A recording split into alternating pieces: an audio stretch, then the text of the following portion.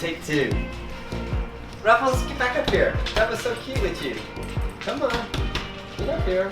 There we go. Prince and Molly. Alright, you ready? Hey guys, Carrie and Tammy here, and of course all the little puppies.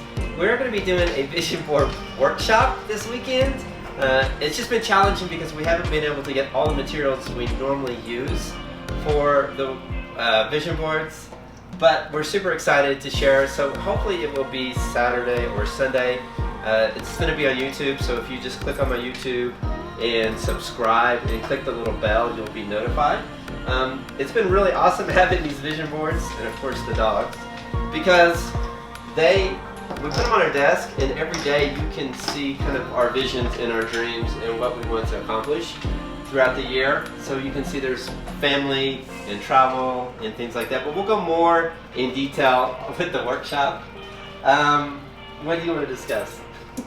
If you've ever wanted to just learn more about a vision board or how to execute a vision board for yourself, this will be a great opportunity for you just to tune in and see how we created our vision board and help you manifest your vision for 2021 and hopefully achieve all of the vision by the end of the year.